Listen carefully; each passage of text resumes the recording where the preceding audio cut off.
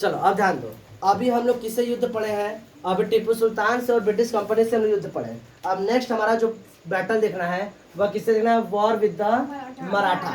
अब मराठों से हम लोग युद्ध पड़ेंगे। मराठा, मुंबई के महाराष्ट्र के रहने वाले लोगों को क्या बोला गया? मराठा बोला गया। ठीक है, महाराष्ट्र रहने वाले लोगों को क्या बोला गया? मराठा। तो मराठों से अब कंपनी का क्या होगा?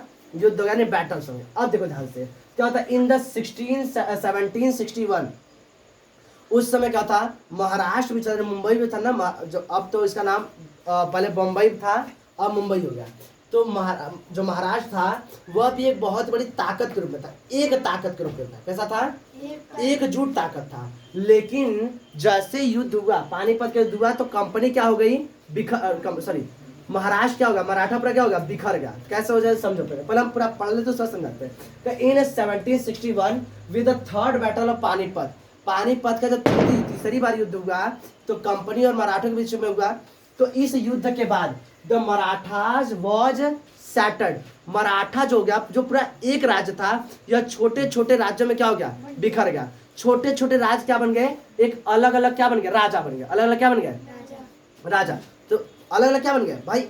एक छोटा सा कोई राज्य, वहां का अलग राजा बन गया। एक छोटा सा कोई राज्य, उसका अलग अलग राज्य। ये पूरा पहले एक महाराष्ट्र था, वो एक राजा के अंडर में था। लेकिन जब पानीपत का तृतीय युद्ध हुआ तो उसके साथ ही पूरा महाराष्ट्र क्या हो गया? अलग अलग छोटे छोटे राज्यों में बट गया। जिसकी वजह से अब बताओ, तुम ही समझो, जब तुम एकजुट रहोगे तो तुम्हारे अंदर ताकत ज्यादा रहेगी। लेकिन जब छोटे छोटे राज्य बन गए तो तुम्हारी शक्तियां क्या हो गई? अब कम हो गई। यही हुआ। तो क्या बताओगे? In the 1766 with the third war of the Panipat the Marathas war scattered, वो क्या हो गया? बिखर गए। They were divided into the many state, वो अलग अलग छोटे छोटे राज्यों में, स्टेट नहीं, अलग अलग छोटे राज्यों में क्या हो गए? डिवाइड हो गए। अंडर द डिफरेंट चीफ, अलग अलग चीफ यानी अलग अलग सरदारों के अंडर में क्या हो गए? एक अपना अलग राज्य बन गया छोटा सा, एक अपना राज्य इधर से बन गया। ये सब राज्य कौन कहते हैं? जैसे सिंधिया हो गया, होलकर हो गया, गायकवाड़ हो गया, भोसले हो गए। ये सब छोटे छोटे उस समय के क्या बन गया? महाराष्ट्र के ही छोटे छोटे राज्य बन गए।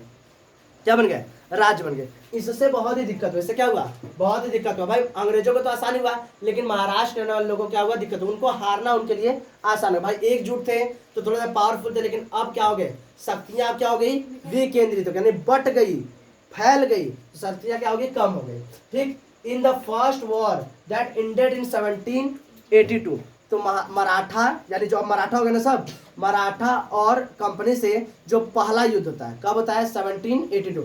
पानीपत के युद्ध के बाद पूरा मराठा क्या होता है? छोटे राज्यों में डिवाइड हो जाता है। उसके बाद मराठाओं से और कंपनी जो पहला युद्ध होता है, पहला युद्ध होता है जो खत्म कब होता है? 1782 में। 1782 में ये युद्ध कौन जीतता है? कोई रिजल्ट नहीं निकलता है। लेकिन ये ट्रीटी यानी जैसे क्या होता है कि आपस में हम लोग युद्ध लड़ रहे हैं, लड़ते लड़ते कोई रिजल्ट नहीं आ रहा है, तो हम लोग किसी बात पर सहमत हो जाते हैं, चलो इतना तुम्हारा और इतना हमारा। जैसे मान लो तुम दोनों भाई बहन हो, आपस में लड़ रहे हो, ठीक है, मान लो चॉकलेट आ गया है, लड़ रहे हो ना, तुम जीत पा रहे हो ना वो जीत पा रही है, तो क्या करते हो तुम लोग कि चलो आधा चॉकलेट मेरा आधा चॉकलेट तुम्हारा। इसको बोलते हैं ट्रीटी। इसका बोलते हैं ट्रीटी। तो इसी तरह जो पहला अंग्रेजों और मराठा के बीच में जो पहला युद्ध हुआ था, जो खत्म हुआ था 1782 में विद द ट्रीटी ऑफ सालाबाई।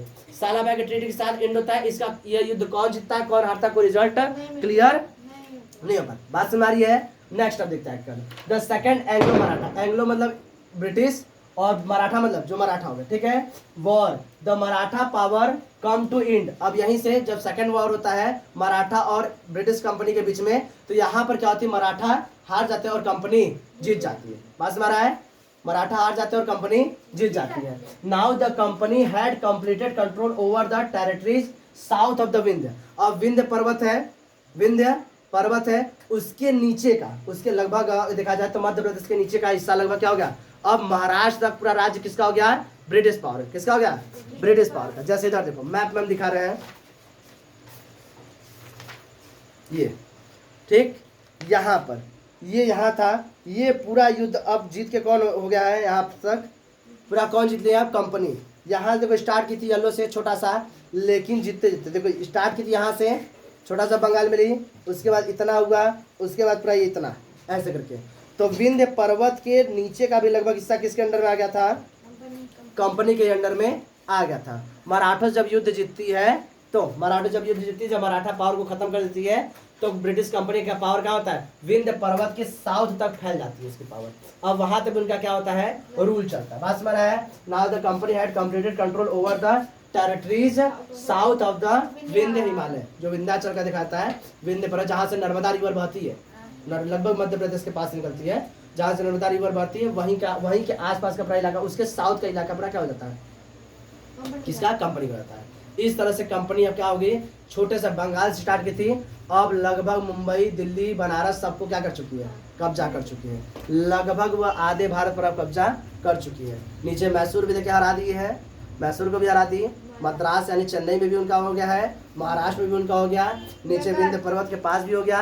अब हम लोग अभी जाएंगे किधर, अफगानिस्तान और पाकिस्तान से युद्ध करेंगे। किससे लड़ेंगे, अफगानिस्तान और पाकिस्तान से। आज के लिए इतना ही, नेक्स्ट हम लोग देखेंगे कल। नेक्स्ट हम लोग कब देखेंगे, कल।